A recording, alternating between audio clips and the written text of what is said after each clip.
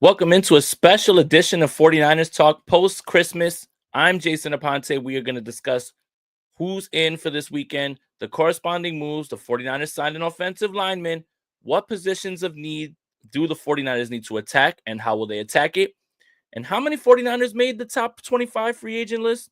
Stick around right after this. Welcome, everybody. Let's go, Niners. My name is Jason Aponte.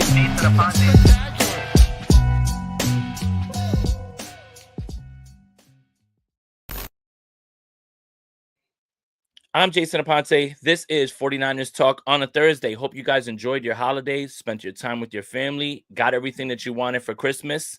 But the world goes on with the San Francisco 49ers. And today there was a press conference with Kyle Shanahan in which he discussed practice reports, who's going to be in, who's not for Monday's tilt with the Detroit Lions. So I'll go through that pretty quickly.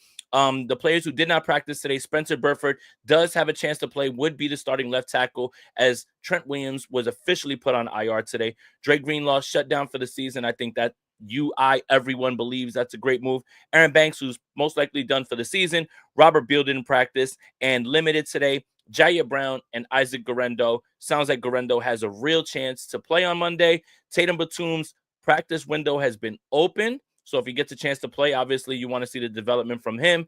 And the corresponding move with Trent Williams is the 49ers signed former Atlanta Falcon and Temple University center Matt Hennessy. Now, what does this mean? It's a 2-year deal. And obviously, I know the complaints about Jake Brendel and all, but I wanted to kind of break down everything as well, too. Essentially, Matt Hennessy was brought in Atlanta and drafted to be Alex Mack's replacement. Remember, we all remember Alex Mack, 2021 49er legend. So his first year in 2020, he ended with a 28.6 pass blocking grade. Not great, but that's on 141 snaps. So we can give him some grace, 225. In 2021, when he took over for Alex Mack, 988 snaps. His pass blocking grade, it improved to 50.5. The next year, unfortunately, he sustained an injury in which he only had 157 snaps, 76 pass blocking snaps, 69, nice number, pass blocking grade. But he did suffer a significant injury that kept him out all of 2023 and only allowed him to play 13 snaps in 2024, which raised his pass blocking grade to 70.7. But again, on 2 pass blocking grades, it's hard to take that into account. So what does this mean? I bet a lot of people are just saying, well, they're trying to put a Band-Aid on the center position. I think this is somebody they probably coveted in the draft, someone who they want to get a long look at. So hence the 2-year deal. And it doesn't really mean anything. I think just because there is a 2-year deal doesn't necessarily mean that he's locked in for 2 years. I think it just gives them the time to evaluate him and see if he becomes found money. And I think whether you agree with the strategy or not, this is something the 49ers have done over and over again when it comes to, how they evaluate the position. And Tony says another injury-prone guy. Then he fits right in, Tony. He fits right in, man. But, again, low risk, high reward move if Hennessy can regain that form. And, by the way, he does have experience at left guard in the NFL. That versatility, you can bet, is something that the 49ers also coveted. But Matt Hennessy, largely a center. What does this mean? It probably just means he's competition, need him for next season, whatever it is that they decide to do, whether that be in the draft, whether that be with free agency. But I do have kind of a plan, laid out. I wrote an article today on NinersNation.com about what positions need to be addressed in 2025, how you can do it in the draft, what guys in free agency, what guys, like all of those things are possible. So we'll talk about that right after this. But I think it's kind of interesting that the 49ers are doing something that we kind of joked about, I think, on Sprint Right Option in terms of, well, it's the end of the season. You might as well just poach as many people as you can from other people's practice squads. And it feels like that's what they're doing a little bit of. And then, I don't really know. I'm not going to sit here and lie to you like I know a lot about Charlie Heck. But what the heck, they brought him in as well, too. And the 49ers actually picked someone else up off of the practice squad. So at this point, I don't know if there's an unwritten rule about it based on the fact that you're not in it and, what's going on with the practice squad. But I can tell you this, and I dug deep into it because I thought the 49ers would do this and it would be the funniest thing ever. But the Carolina Panthers have moved Jarrett Kingston off of their practice squad, so he cannot be poached. So let's just toss that idea out the window as well, too, as he actually got some run this season. He's actually on the active roster. So yeah, for me, this just feels like somebody that most likely when they're asked about it, I guess it'll be in the next, day or so when you talk to Kyle Shanahan. And Kyle Shanahan says, yeah, we really liked him in the draft process. And, it just, he went somewhere else and, we had to move on, so I think that's kind of the guy that they think he is, somebody that they liked. They weren't able to get their hands on. Now they had a chance to claim him. And also, you can sit back with the injury and everything. No pressure for him to play, just based on how he's coming along. So they signed him to a 2-year deal, probably not fully guaranteed. If there's ever a time where he's not working out and they're not feeling him, they're not tied to him in any way. So thought I'd give my quick thoughts when it comes to that. But other than that, it just sounds like par for the course for the 49ers right now in this season. Trent Williams on IR, Dre Greenlaw done for the season. We're just going to get a full evaluation. And unfortunately, it has to come against the Detroit Lions. My goodness, man. They're going to try to put up 60 on the 49ers, aren't they? This is really, really scary right now. So, speaking of free agents and everything as well, too, and it kind of ties in with the Dre Greenlaw thing, I wanted to show you guys the top 25 free agents according to PFF. Now, the 49ers have 3 on here, but I want to draw your attention to number 10. Sam Darnold of the Minnesota Vikings, and the little blurb that's around it. The debate surrounding Darnold in the 2025 offseason will likely focus on whether he can be more than just a bridge quarterback. While his raw stats look impressive, with 23 touchdowns and 10 interceptions, his performance in key areas is more mixed, with 25 big-time throws balanced by 18 turnover-worthy plays. Now, remember what we talked about in our last show about turnover-worthy plays? An interception isn't necessarily a turnover-worthy play. A turnover-worthy play isn't exactly an interception. It is a little bit based on film. It's not the most reliable metric because at times I've seen myself with PFF saying, well, why was Purdy dinged for a turnover-worthy play? I watched the game 3 times. I didn't really see anything. It is a little subjective, but for the most part, it's a pretty good metric when it comes to how quarterbacks are putting the ball in harm's way or if they are. So his free agent comparison is Jay Cutler of 2014, meaning the type of quarterback that's available at that time. And from a clean pocket, Sam Darnold's grade is 86.4, 88.7 on first and second down, 89.5 on standard dropbacks, 8.9% sack rate. We don't know what his deal is going to be, but I just thought it was funny that he was going to be number 10. The first 49er that is on this list, Charvarius Ward. And I think we've all kind of had it in our head about Charvarius Ward not being here next year, given the extension to Deommodore Lenoir, given Renardo Green's, his emergence. Man, words are hard. But real quick, this is what they said about Ward being at number 14. Ward has struggled so far in 2024 and is on track for career lows in a number of PFF metrics, but his body of work heading into this season will keep him as one of the top options on the market in 2025. Last year was his best in the NFL to date with an 86.5 PFF coverage grade, ranking 3rd among all players at the position, with cornerback teammate Deommodore Lenoir receiving an in-season extension. The writing appears to be on the wall that Ward will be on the way out of San Francisco. His free agent comparison is Dominique Rodgers-Cromartie. So coverage grade with no pressure, 83.5. That's actually really good. And that was kind of eye-opening when it came to, what we thought about with Mooney. Coverage grade on throws under 3 seconds or greater than 3 seconds, 81.3. That's great. That's actually really good as well, too. Forced incompletion rate, 16.3. Single coverage grade, 44.3. I don't know how good that is, but I do want to say that I think there is a little bit of an asterisk when it comes to Mooney's season, just based on the personal tragedy that he's dealing with. And he's spoken about not being able to keep his head in meetings and being in practice. I feel for the guy. And I do believe that if he does find a way to, overcome this and he feels better, I think a lot of teams are going to take a chance on his bounce back. I just don't think it's going to be the 49ers. And with the way the coverage is prioritized in the league, someone's going to throw him a bag. I just don't think it's going to be here in San Francisco. But Mooney, if this is it and you do move on, thank you for everything. Wish you nothing but the best of luck. If I had to put a guess on it in December 26th, I would say that I don't think he's going to return and he's going to get a significant bag. So, let's see how that plays out during the offseason. We're going to keep moving on. Thank you guys for tuning in again. Like and subscribe. Make sure you guys hit that notification bell, all of that day after Christmas. Hope you guys enjoyed your holiday. Number 20, the recently deactivated Dre Greenlaw. Greenlaw is still working his way back from an Achilles injury he suffered in the Super Bowl last February. But assuming he can return to the same level we saw in 2023, he will likely see a lot of interest in free agency. He excels in coverage, having earned PFF coverage grades of 82.6 and 79.5 over the last 2 seasons. His free agent comparison is Nick Kwiatkowski. That's as close as I'm going to get to that one.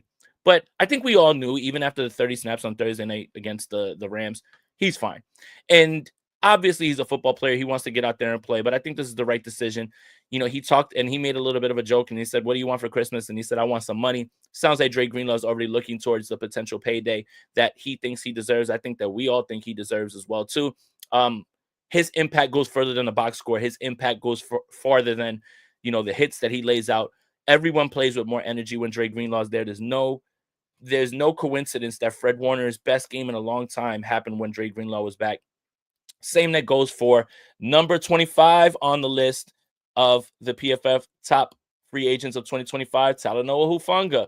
Now, his write-up, I don't know if these guys were watching the games before or if they stopped, but this write-up sounds like they wrote it before he found out that we found out that he was going to come back. And it's almost under the impression that he hasn't played the rest of the season. So I'll just read what they said, but this is clearly out of date, even though this article just came out. A fifth-round draft pick back in 2021, Hufanga earned PFF coverage grades above 65 in 2022 and 2023. He has just played 64 snaps so far this season. That's a lie. That's a lot higher now. And looks set to miss more time through injury. That's a lie. That's not what's happening right now. So how he ends the season will likely play a big role in how high he can climb these rankings before free agency opens. His free agent comp is Jabril Peppers of last season. And, he has a better coverage grade with no pressure over Jabril Peppers, a better coverage grade on throws over 3 seconds. He has a 0% forced incompletion rate. They don't really target him as much, but his run defense grade is just a slightly under Jabril Peppers, 74.9 to 81.1 coverage, run defense grade. So for me, I think when you're looking at who's going to be here, who's not, I would bet Mooney Ward's not going to be here. I think the 49ers are going to put a full court press on Dre Greenlaw. And I think Talanoa Hufanga has worked his way back into the conversation, even though we thought it was kind of almost an afterthought that he was just going to move on and they were just going to roll with Malik Mustafa and Jair Brown. The 49ers have a decision to make just based on the way the 49ers defenses looked and how energetic they look when both those guys are on the field. There is a little something to things that are tangible that you can touch, but there's other things like energy and how guys respond to that and leadership. And I think that's a little bit of what the 49ers have to weigh now. Jair Brown, we all think that the 49ers know safeties because of John Lynch. And, he had a solid first season. He's regressed this year, but it's also no coincidence that when he played next to Hufanga, he started playing better as well, too. So I think all of that takes itself into account.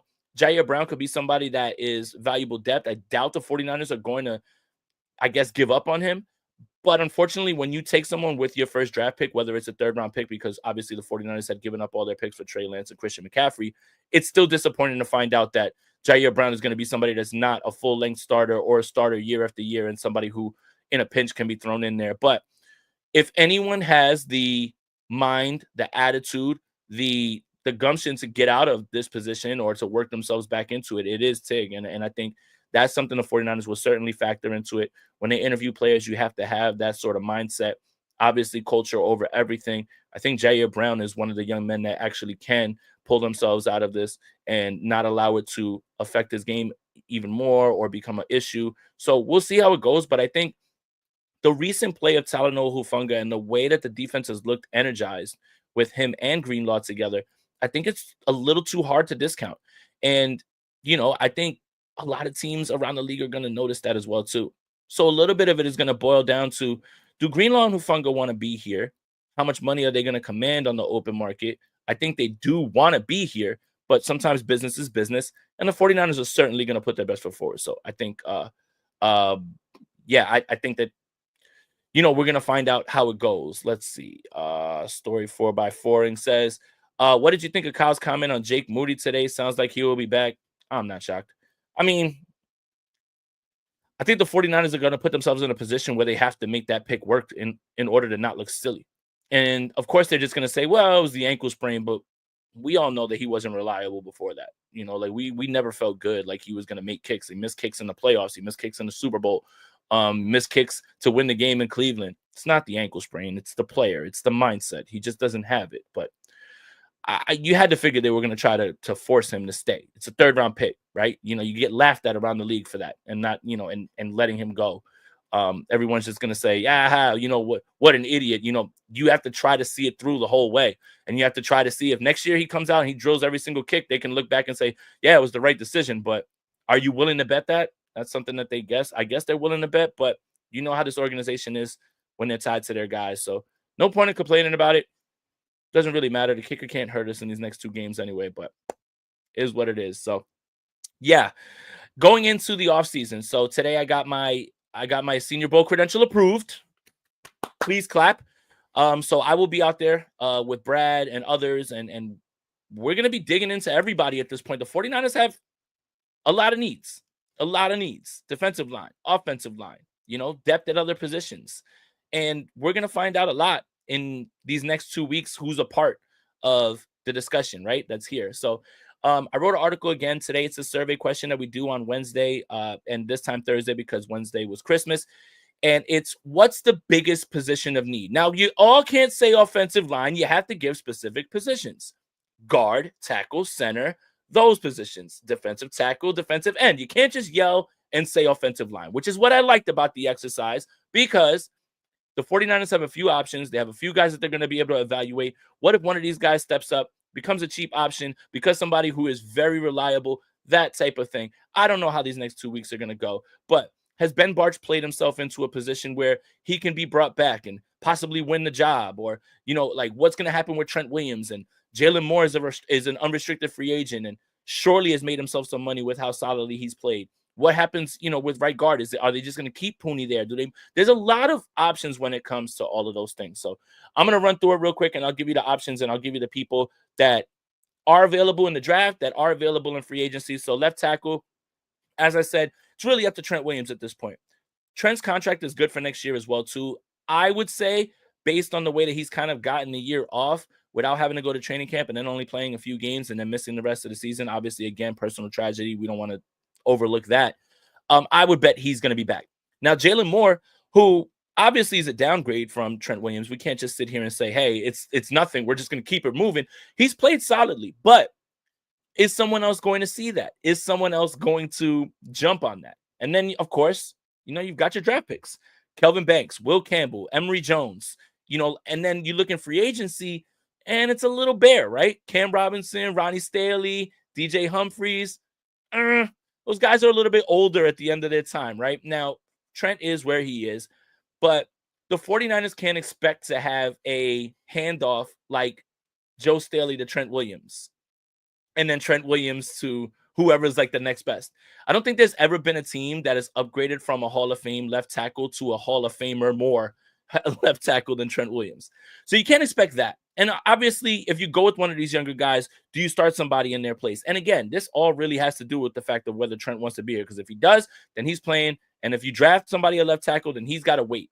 And also, Spencer Burford, if he does play, he played left tackle in college. So he can be thrown into the mix as well. Cheap option still there. What if he finds it at left tackle? So again, it's a fluid position to be in, just based on Trent Williams, based on what happens with Spencer Burford and how he plays, who's on the board. Kelvin Banks, Will Campbell, Emory Jones, those are your top guys at tackle. So going to be really interesting to see how they attack that. And then at the end of this, I'll ask you guys which you feel needs to be next or needs to be higher than lower, right? Or lower. Offensive guard. Again, as I said, Aaron Banks is probably gone, and I think he played his last down as a 49er, and he's going to get paid. Nick Sakello is going to play at left guard, so we're going to find out a little bit about him. In the draft, Tyler Booker from Alabama, Donovan Jackson from Ohio State, Tate Ratledge from Georgia, Luke Kendra from Cincinnati, and then we have to consider Ben Bartch, right? Like, I think he did play well enough to kind of at least just be a body, if not depth or competition. So they have a few places that they can go at left guard. One of these guys would be ideal, as they're the top guards that are available right now in the draft. But there's different ways to skin a cat. Who knows? And as far as free agency goes, there's not really too many guards that are out there in free agency. That's not how you want to address this position. A lot of the guards are either older or just ineffective. So probably if you're going to make sure you draft for something, guard is probably going to be that. But I don't know if you want to take a guard in the first round or very high. It's going to be very interesting to see how the 49ers view a lot of these mid-range guards and offensive linemen and see what they can get and almost find a diamond in the rough type, almost in the same place that they found Pooney, a little bit further down the line, right? Like nothing with a first round, right? And then edge and defensive end, Abdul Carter is the crown jewel of the draft, right? Like the one, right? Doesn't look like the 49ers are going to be up that high for him. And I think that's just going to boil down to who doesn't need a quarterback in the first part of the draft. And he'll probably be gone by, 13, 14, whatever. Maybe the 49ers sneak into top 10. I don't know if Abdul Carter is going to make it that far, but they need to find a stud young edge to run with Nick Bosa. Leonard Floyd's been fine, but the veteran Band-Aid is kind of it just hasn't been consistent. And then when you miss on Drake Jackson, unfortunately, you've got to find someone who can be a young running mate for Bosa for the rest of the time that he's here. And that'll help you even if you have a drop off at defensive tackle because of the attention paid. It's a blue chip position. It's one that changes games. And if the 49ers did have a top end, a higher draft pick than they have right now, edge would be the place that you would try to go, although Abdul Carter probably wouldn't be around. But that's, the only other things that you can really do in free agency. Josh Sweat from Philadelphia, he's 27 years old. Khalil Mack is an older player. Hassan Reddick will be available. Matt Judon, but again, all are in their 30s. So what do? Do you find your young edge in the draft, or do you continue with the Band-Aids and you find your veterans and you think you can piece it together? I don't know the answer. I'm just laying out what's going to be available. And of course, bear this in mind when it comes to all of these positions that I'm talking about. Different guys are going to get cut.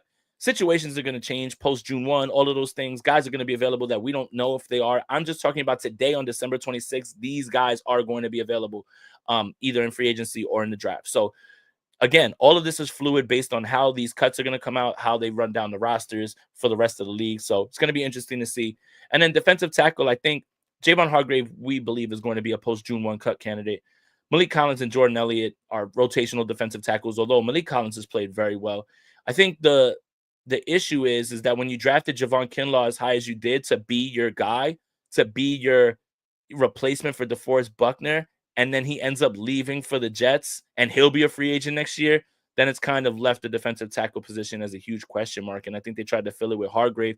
Just hasn't worked out due to how he played last season and then the injuries as well, too. So it's going to be interesting. Defensive tackle, right? So BJ Hill from the Bengals is one name that you could look out for. And DJ Jones will be available. I know we love our old friend in Denver as well, too. So Mason Graham and Kenneth Grant are your Michigan running buddies. And then Derek Harmon and Tyleek Williams and Walter Nolan from Ole Miss.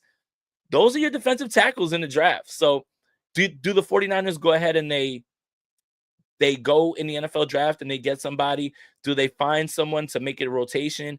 I don't know, but I think we all believe that Javon Hargrave is someone who is going to be a post-June 1 cut candidate, especially with the way that they restructured his contract at the end there. But what would you do for Mason Graham and or Kenneth Grant, or Derek Harmon? I think there's a lot of ways they can go about this. BJ Hill is a solid option with the Bengals. And DJ Jones, obviously, we know him with the scheme fit and how he's been here. But might be time to get younger at defensive tackle because you do have a position where it's being filled with veterans and you don't really have the younger guys. Obviously, you can bring back Kevin Gibbons and all the other guys as well, too. But Mason Graham probably feels like the home run defensive tackle pick out of all of them, right? And then center, yes, Jake Brendel, journeyman center before he took over. We get it. We don't have to lament that anymore. Ryan Kelly from the Colts is going to be available as a free agent. Maybe. But he made $10 million this past year. That's not something that I feel like the 49ers are going to invest unless it's a 1-year deal. Parker Brailsford from Alabama is the top center in the draft. So I don't know, but I do know that the 49ers center position is vital to the Kyle Shanahan offense. And in 2019, my goodness, 1990. In 2019, Weston Richburg was really good until he got hurt. Alex Mack took over in 2021. I think the 49ers need to stop with the Band-Aids now and find their younger guys. So I'll let you guys know, or you let me know who it is that you prefer. Again, it can't just be offensive line. It can't just be defensive line. Give me a position. Let's have the chat. Anybody that's in here, tell me 1 through 5 what positions you want to see them address. Obviously, they can address in free agency and the draft. They can Hornets Grasu. I was waiting for somebody to bring that up. JM617. But those seem like the spots that the 49ers really need to address in the draft. And a lot of that is due to what they've gotten from their makeshift offensive line in terms of investment. Obviously Pony's a pick, and Trent Williams is the best. Banks was a pick. That was cool. But and obviously McKivitz is like their guy as well too, but high end picks, right? Like, are you going to invest a high end offensive line pick? And what does that entail? And what does that look like? And what position? So, draft the center in the mid to late rounds. I see JG1 saying that. We also need a linebacker. Winners can't play. Drew Dahlman, por favor. Givens is probably gone. Do you go all in for Myles Garrett? Man, I'd love that, honestly. Free agency, yep, Ryan Kelly, Emory Jones, second round, and then DE Jordan Birch. Hey, I like it. And we're fully into draft season right now. Like right now. So let's see. Story 4x4 and says 1 is tackle or edge, 2 is edge or tight end 2, or cornerback center round 3. Hey, somebody tell the kid from Penn State to pack his bags, because Tyler Warren, you are San Francisco 49er, pal. And I would love that. Absolutely. But obviously he's going to get, picked pretty high. But yeah, Mike Green, defensive end. I see that too. Shout out to Ariel. What's up, Miles Squad in the building? Callie says it's going to take a king's ransom to get Miles from Cleveland. Yeah. And why wouldn't it? I mean, he's probably the best in the game. And it's crazy to think that him and TJ Watt, they go out there and they get double team, and they're just out there just still making it happen, man. That's how good they are. Let's see. Gojira Von Jinx says center, second, or third, get some quality. No more dollar store at offensive line. I think that's a lot of people's complaints about the 49ers and their offensive line philosophy. Again, we kind of talked about it on the last show. It's the Shanahan philosophy. Miami doesn't really invest in their offensive line. They invest in their skill position guys. Same thing with the 49ers. The only real Shanahan guy that has is Matt LaFleur over and over, Jonathan K2A says, first nose tackle, second right tackle, third defensive tackle, third left guard. I like it. And that sounds like a plan. And again, because a player is in a position of need while you're on the board, shouldn't stop the 49ers from getting the best player available at other positions. Just because you might need a center doesn't mean that you take a center that's out of place in the first round. You try to work the board, maybe, and try to get back like to a spot where you can get him and you feel good about that while adding at other places. And I think I've said this many times, and I think this is a philosophy a lot of people agree with. Drafting for need is the quickest way to find yourself with a bad draft pick. And what I mean by that is, just because you need a right tackle doesn't mean that whatever right tackle is available is the right pick. The right tackle is the one that you need. And that's what bad organizations do.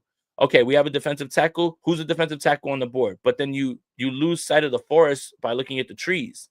And then you end up with a guy that has to work, and you could have gotten someone else who would have worked later on. And I think I don't blame front offices for this, because it's hard. It's not a perfect science. It's an imperfect science, actually. And a lot of the time, draft picking is a dice roll, and you could have a guy with all the skills that just can't make it happen. You have a guy who is not talented and he works his ass off more than a guy who has all the physical gifts, and it's imperfect.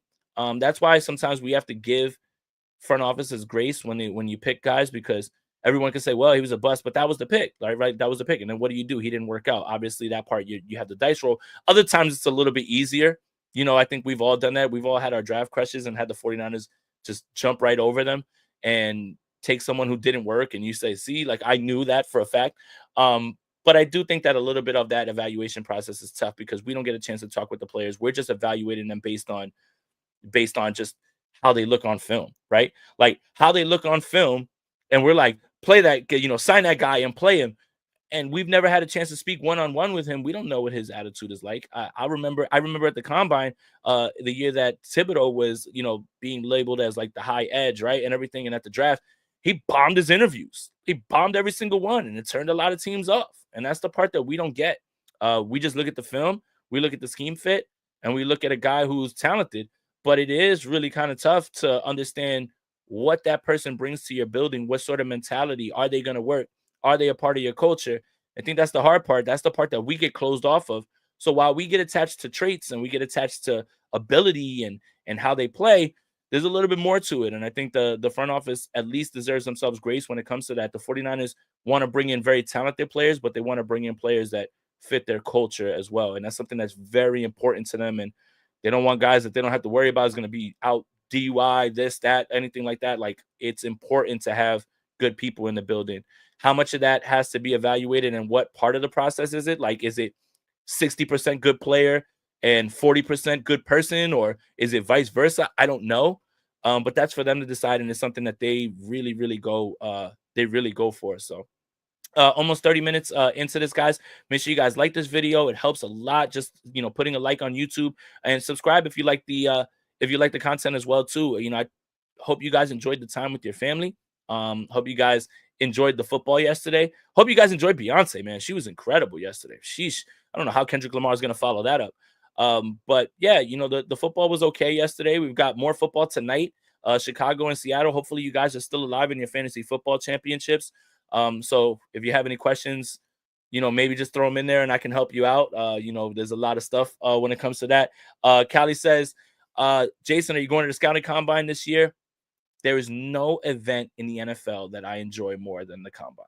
None. If I had a chance and they told me you can either go to the combine or you can go to every single other event, the Super Bowl, the draft, the Senior Bowl, you can do all of those things, I would choose the combine 100 out of 100 times. Absolutely. There's no way I'm not going to that. But everything else was great. For me, it was just really easy to, kind of unplug for a little bit. If you guys are interested in what, we had, I wrote up about the 3 guys that are on the top 25 free agent list. And also, if you guys want to vote on NinersNation.com about the position and need thing, you can do that as well too. I can't watch football now. I need a rest. Maybe a good game here and there. 49ers, Eddie, that's not a bad idea either. If you have time right now, then everything should be just you just figuring out, running down your list of things that you wanted to watch, right? Like binge watch a show now. Watch a movie that you've been waiting for. So you might as well just take this time off, because can't believe that the year's over at this point. I really can't. It's been a quick year. It's already December 26th. It's insane to me. So I'll stick around for a little bit if you guys want. If you guys have any more questions, anything that you want to talk about, the Bob Dylan movie is pretty good. It was actually filmed in the town of New Jersey that I went to high school and I pretty much like grew up in, as well too. So Timothy Chalamet was walking around in Hoboken, as Bob Dylan. So that was pretty cool too. So maybe I'll just go see it for the culture and just, support that at least. But I'm dying to see Nosferatu because I'm a big horror buff, and I think horror has been carrying cinema for the last few years now. But that's, a whole other discussion. But I will ask this: if you guys are gonna send questions, let's not talk about Brock Purdy and the contract. I don't want to talk about that. There's a lot of other things with this team that we can talk about. I really can save that for later on when we have more time. Maybe the only question would be, why would you play him if you look at this offensive line and what it could be? God, you don't want that. But yeah. All right, let's do it. Mark says, Jason, minus Bo says, scary how close the talent on defense is from 2020 and 2024 at this point in the season. Yeah. What's funny is the 49ers defense in 2020, Kerry Hyder and all those other guys, and they still ended up as a top 10 defense. And I think that's schematically, again, who was there, Salah, everything was cool, so yeah, I think, or wasn't Salah? Was it Salah? I think it was. But yeah, it's strange that, and then remember, Jason Verrett came back and he played very well in the secondary. That was a fun time in 2020, right? When they got kicked out of Santa Clara. It really is. And I think when you start looking up and down the lineup now, you're looking at it's good to see Evan Anderson getting some work. Sammy O has been playing well. It's good to get these guys all development, and I think that's what these next 2 weeks are for. It's just evaluation and just figuring out, just figuring out who's going to be here moving forward. Niner Faithful, I covered it before, but I'll go over it one more time. Matt Hennessy was a center. He went to Temple, and he took over for Alex Mack in Atlanta, suffered a big knee injury, so he fits right here in 49ers land. I think the 49ers really liked him in the draft process, and I think they want to see what they have with him by signing him to a 2-year deal. It's something that probably doesn't cost them a lot of money and isn't guaranteed at all, but it'll be something that they can think about during the center discourse of the offseason. What do they do? Do they draft the center? Do they feel that Matt Hennessy fits? You're cool. No, you're good, man. If you didn't see it before, I might not talk about that. So, yeah. Let's see. If you were a Texans supporter, would you advocate for Stroud getting paid $65 million per year? Well, I will say this. 2 things can be true. the Texans' offensive line has massively regressed, and Stroud has regressed as well. And he's had a lot of injuries around him. So I don't want this to turn into like the Stroud versus Purdy thing, because I think both have cases for taking a step back this season, not being protected, and having injuries around him, right? Nico Collins was missing a bunch of games. Tank Dell's done for the year. Stephon Diggs is done for the year. They were running out Robert Woods and Xavier Hutchinson. They even had to pick up Deontay Johnson. Luckily they already won their division, but there's a lot to the story about Stroud. I think the thing that you should be taking away from the CJ Stroud story is don't Alexa, turn off. The thing you should be taking from the CJ Stroud portion of this is don't crown players too quickly. Just because someone has a really good year doesn't mean they're the one. Just because someone has a really down year doesn't mean that they're done. So I think the kid has a bright future, but they do. And again, remember, we talked about this. Offensive line, not necessarily pouring a lot of resources into with the 49ers. Same for Miami, same for New Orleans, same for Houston. What are all of those teams? What's the commonality? Kubiak, Slowick, Shanahan, right? McDaniel. All those guys have the same philosophy when it comes to roster building, and it comes down to we want to have superior skill position players, and we believe that the scheme can overcome offensive line. Do you still believe that after this season? I would ask that for Houston. I would ask that for Miami. I would ask that for the 49ers. Is it time to pivot? And that's what's going to make this offseason so interesting, is that they all have the same sort of philosophy in terms of roster building because of what's been successful in front of them. But times change, teams change, strategies change. And again, like I talked about in the last show, it just feels like everybody kind of knows what the 49ers protection skills and scheme is and how to beat it. Yes, we want you to get the ball out quickly, because once you do, we've already got someone there, 2-3 yards there. There's no yak opportunities there. It's kind of just shown itself over and over. And that's it. I think they've kind of got to adjust, these guys. All right, let's see. Are we bringing back Sorensen? Callie? Yes, they are. So here's the thing. When you hear the defense go out of their way to praise Sorensen, and I talked about this a few times, right? It felt like the Steve Wilks thing was bound to be a breakup. All they ever did was say things that were weird. He's got to come down from the booth. I don't like the way he's marrying the pass rush and the coverage. And I told him in the Super Bowl that we knew that Steve Wilks was almost a dead man walking. This year, this team has gone out of their way to nothing but praise Nick Sorensen. And at what point do you start to say, hey, man, we can't just keep bringing in and recycling defensive coordinators? What franchise does that? And I'm old enough to remember when Robert Saleh didn't have a lot of talent, and people said, I don't know if he could be a defensive coordinator.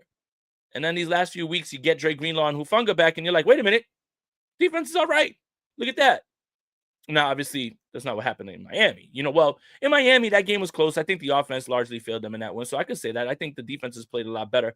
I think they are going to give him another shot when they revamp this team and reload on defense and see what he can do with premium talent. When you have all the injuries, you lose Javon Hargrave, you lose, Mooney because of the personal tragedy. You don't have Greenlaw, you lose Hufanga early on. I think they're taking that into consideration. So I believe it or not, I think he's definitely coming back. I definitely think he's coming back. Let's see. Do I believe in sophomore slump referring to Stroud? Anything's possible, but I think there's factors into it. Again, his receivers, have been inconsistent. Stephon Diggs isn't the guy that he used to be. Then he gets hurt.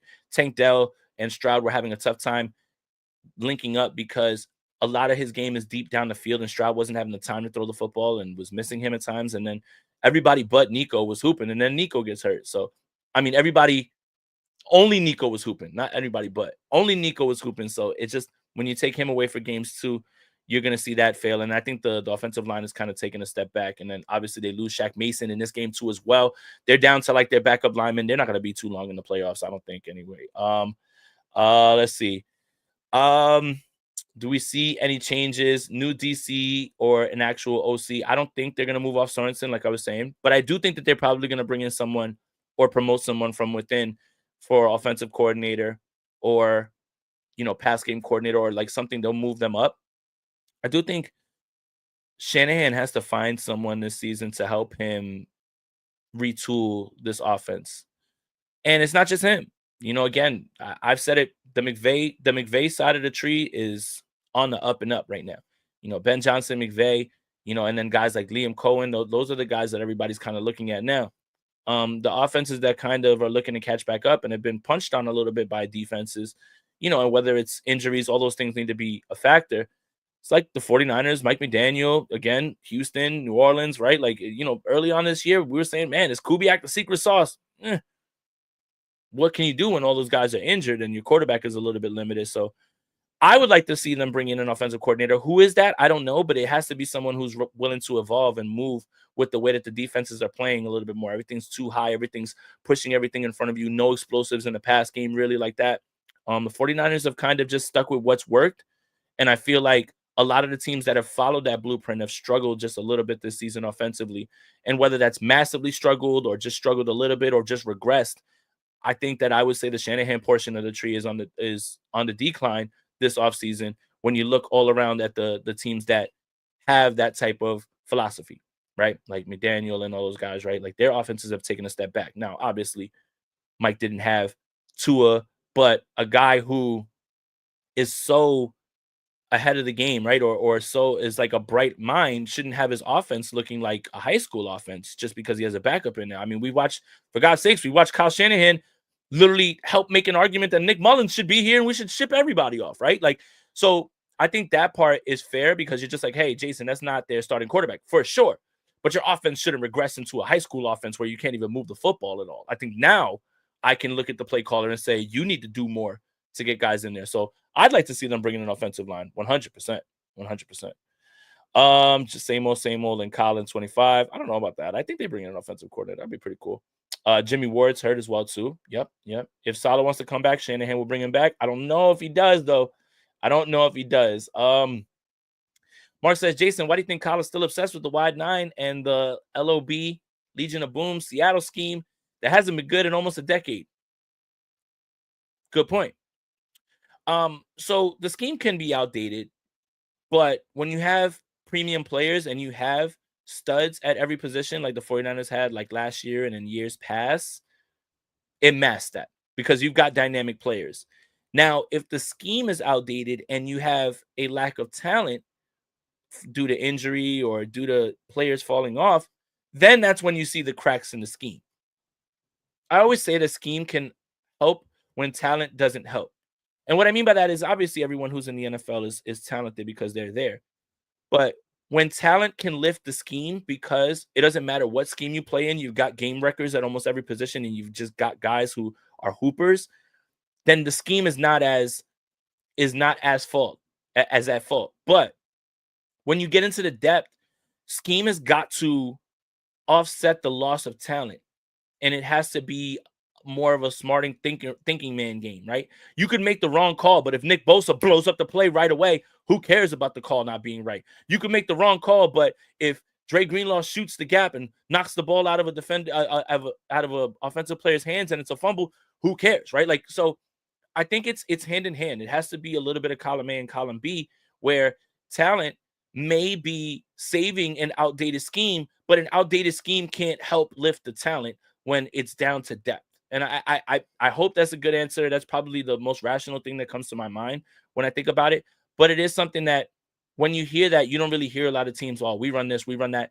I think you run variations of it. I think you have little portions of it that you run. But like this whole idea that the 49ers are dead set on wide nine. And if you are going to run this defense and we bring you as a defensive coordinator, you have to run this. We are not going to overhaul the defense.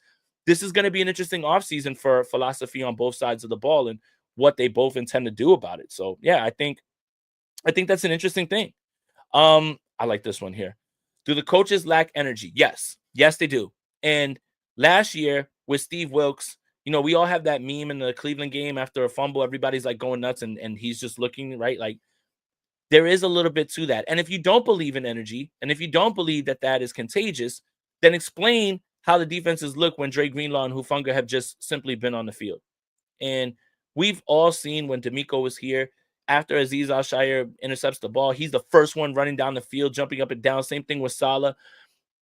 It's not just that they're high energy guys. They're obviously great football minds, but there has to be this idea that one of these coaches is a player like the guys on the field, right?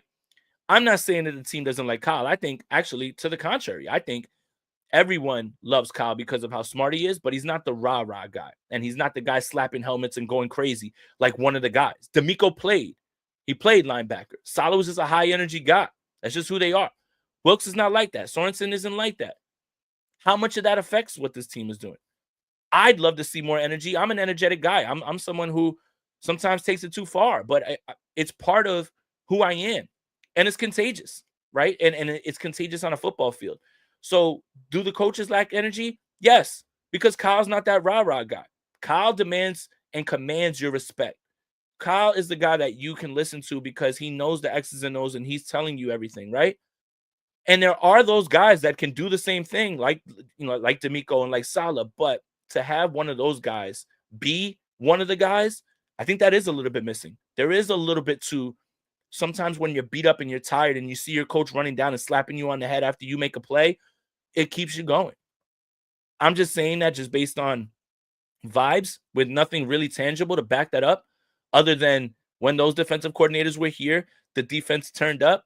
But I would like to see a little bit more rah-rah. Just my opinion. That's just my opinion, Let's see. Thank you guys again. Over 160 people in here, guys. Make sure you guys like this video. Just a quick like will help me out with the algorithm. And again, if you guys are new here, please subscribe. Please subscribe and whatever. Jason, I disagree about Moody. They cut TDP, Sermon, and Williams. They can cut Moody. Oh, they can. They won't, though. Kyle likes him. Kyle hated all three of those other players. That's the difference. Kyle's going out of his way to be a white knight for Moody. When TDP and Sermon were stinking it up, he was just like, no, they gotta act, they're not doing the things, right? No, they'll move on from people that they don't like. But if they like you and you're still messing up, you ain't going nowhere. I don't think he's going anywhere. I think you see him again next year. Andy Reid, not a rah-rah guy either. He just wins, though. See, it doesn't have to be that way for everybody. Bill Belichick was never like that. That's fine.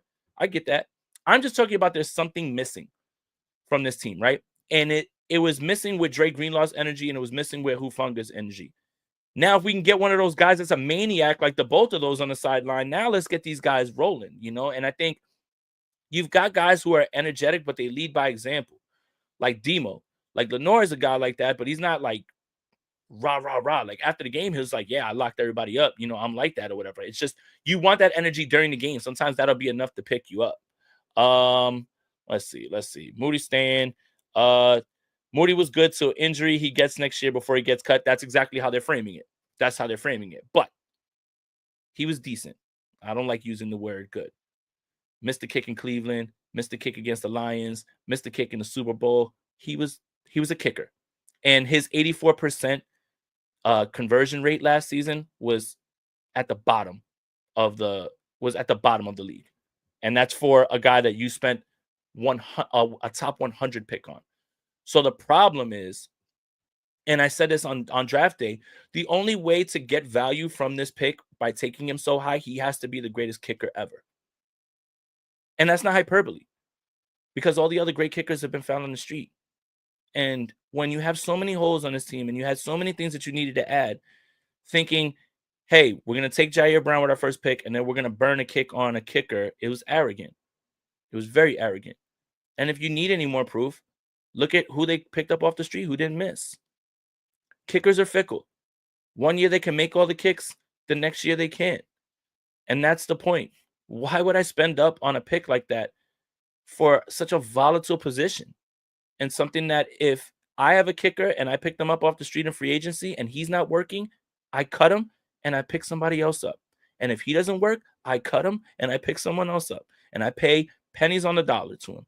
You do not invest a top 100 pick in a kicker. It was a very arrogant pick at the time, and it looks even worse right now. So I don't want to keep talking about the kickers. Like, it doesn't matter. Yeah, Carlson missed a field goal and an extra point for the Jets last, but doesn't matter. He didn't miss any when he was here. And who cares? The Jets aren't going to win any games. Everybody's missing kicks. The GOAT Justin Tucker's washed now, right? Bucker's stupid ass missed a kick yesterday. They're all bad. But you shouldn't have spent a top 100 pick. It was just, it's negligent. It's arrogant. It's flat out dumb. No one in the league does that.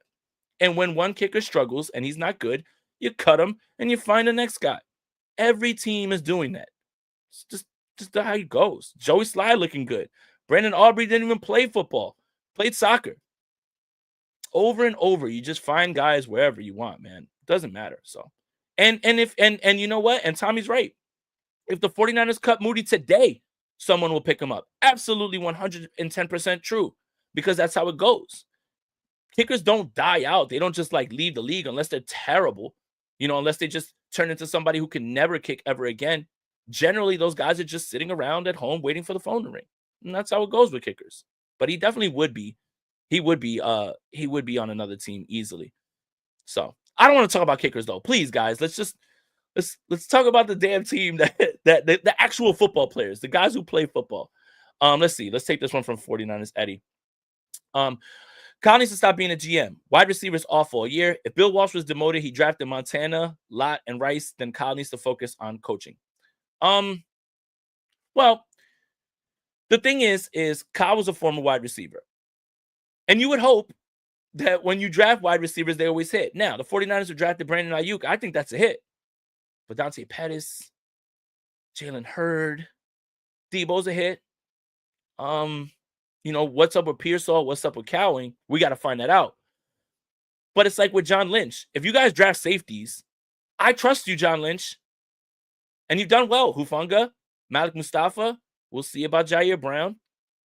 But when you're a wide receiver guy and you draft that position and you draft a guy that you think is your receiver, like he's such a Kyle receiver, and then they don't wind up working out for whatever reasons, it's kind of just like, it stinks that it doesn't work out. You kind of just really put it in a position of like, we trust you. You're a former wide receiver. You're the offensive genius. You gotta be able to hit on these guys. And Ronnie Bell, you guys are on one today, man. Are we fit? Danny Gray, keep going, guys. I mean, I don't know what's worse, the Kyle Shanahan wide receivers or the third round running backs. And I would say third round running backs because none of them are stuck around. At least they hit on Ayuk. They hit on Debo. It's when AJ Jenkins that's before Kyle. And you and I have as many catches as AJ Jenkins' story, but when you look at a guy like if there's a guy who's like a quarterback whisperer or something like that, and they draft quarterbacks and they can't get it right, what would you say about somebody like that? So the 49ers have hit on Ayuk and Debo. Thank you. But drafting Jalen Hurd over Terry McLaurin was a huge oversight. It was right there for you. Would you have been able to afford both? I don't know. But I know Terry McLaurin is really fucking good at football.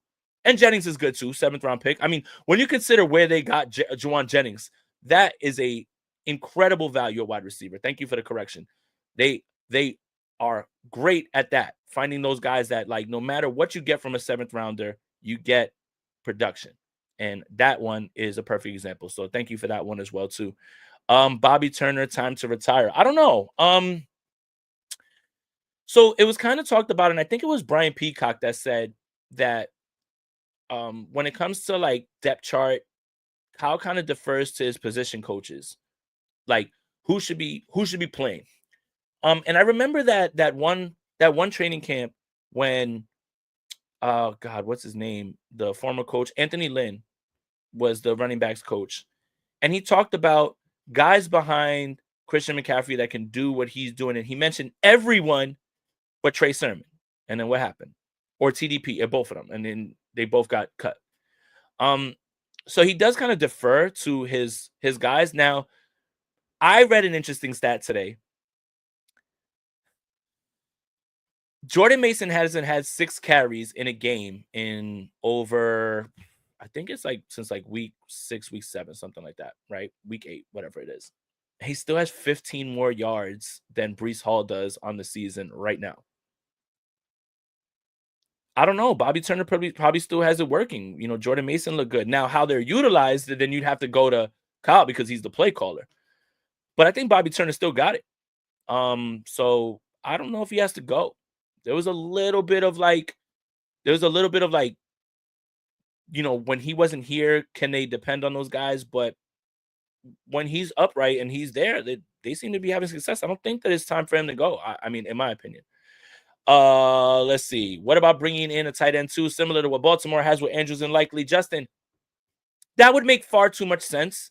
And it would force Kyle to run a lot more 22, whatever it is, like to get more tight ends on the field. And I don't know if he wants to do that. In the same way that the 49ers are at the bottom of the league in 11 personnel, at the top of 21 personnel, the 21 personnel usage that they have is about 37%. The league average is 7.